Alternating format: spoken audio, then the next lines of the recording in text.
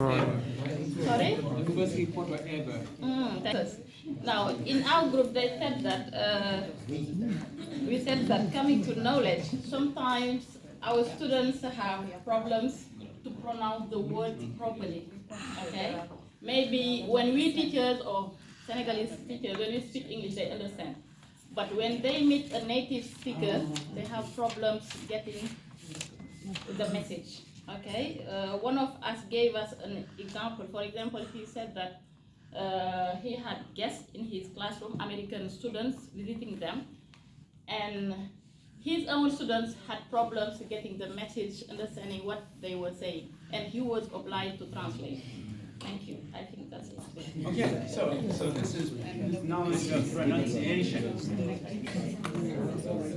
Our group talked a lot about means and the question of having biased knowledge about a certain group of people. In this case, we talked about, I guess, stereotypes, assumptions, and expectations surrounding like Americans because specifically because of entertainment and Hollywood culture. Right. So when students are having conversations with Americans in the example we talked about, it would be very easy and common to base this conversation off of portrayals of Americans over movies and TV shows, and now I guess social media too. But those are very, very rarely do they actually meet reality and what's exactly. True about that American in front of them. So that can really make cultural communication more challenging because of the biased knowledge. Right, exactly. So that's what we talked about in that sense. And then we also talked about the question of cultural differences within the same country and then even within the same regions or villages because we're more concentrated areas, I guess you could say, just because even in those communities there are still cultural considerations to be had and differences across students, how they were raised, family situations, and backgrounds. Right. Great, thank you very much. So there are two kinds of, so you get your knowledge about Americans from the media, especially Hollywood movies. That's not necessarily the knowledge that's going to be most accurate, most appropriate. And likewise, you have knowledge about, even within a culture, but it's probably more mainstream than the knowledge that would be appropriate based on the variety of people within your own culture. Those are two good ideas. What we consider in the class is that sometimes the teachers, they gain much technical grammar in the classroom and sometimes vocabulary. So we can consider it as a strength, and as weaknesses, we teachers, most of the time, we focus on accuracy. I mean that to help the students understand all the grammar rules, but in the future they can't use them in order to communicate, in order to exchange with people from another culture. And sometimes also we also note in some areas, maybe when I am in the area where they speak Syrian or something like that, we don't have a shared common language in order to pass the message to help the students understand. Right. As we all know, sometimes we need to explain through our native language to help the students understand. It's what we know as strength and weaknesses. Okay, so when you have different kinds of people, that's a big challenge to get enough skills in any of those. And the first thing you said about lots of grammar, vocabulary knowledge, sometimes the overload of knowledge makes it difficult to practice things enough so that you can actually use them in practice. Plus, the focus on accuracy sometimes makes it hard for students to take a chance, to take the opportunities to practice as much as they need to develop their skills. Thank you. And Sydney, can you stand up? Oh, yeah, I can stand up. So we talked about some of the skills that are helpful to students are like role playing and practicing talking between the two of them in English, and that can be as well as skills like when you help your students, you're obviously teaching, but when you teach them the skills that they are then able to apply, that's a strength that both of you and your student have, an ability to communicate. and that some of the weaknesses are the accuracy as well, like the first table talked about, as well as vocabulary and the grammar. So yeah, just wanting to have that accuracy and the balance between vocabulary and grammar, and yeah, being able to communicate. Okay, great. Thank you. The previous table with too much focus on grammar and vocabulary, skill building becomes a real challenge. Yeah. This group about That's a pleasure to be a reporter of this group. Thank you, Dean, for giving me the opportunity.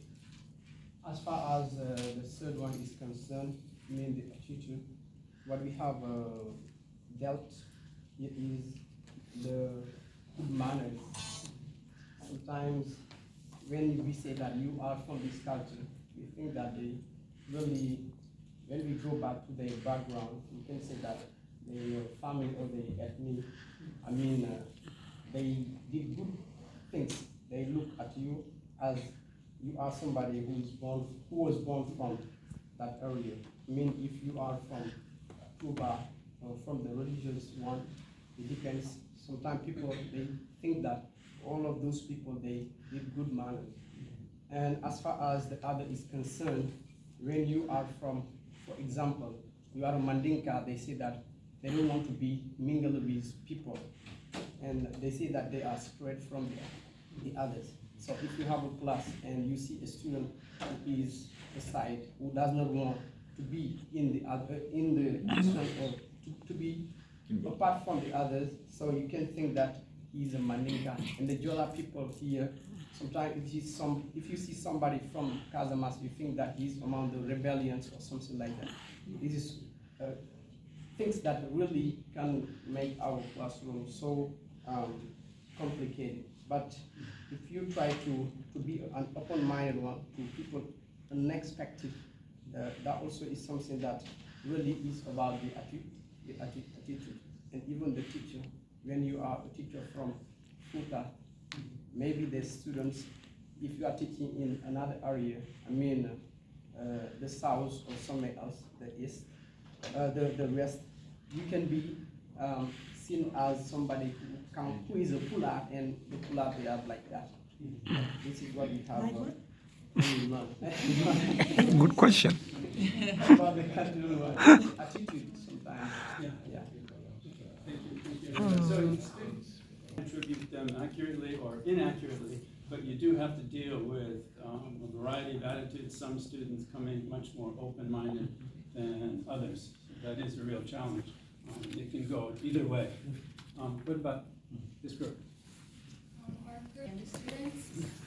So it's always important for our students to feel vulnerable in a space that is safe for us to make mistakes. Because if you go into a classroom and the teacher is happy, open, and is okay with people making mistakes, students are going to be more likely to try and actually attempt to learn rather than be closed off and insecure about certain things in the classroom. The other thing though is there are certain aspects of attitude that we can't control, whether that be if the student outside of the home has some problems or something conflicting their education.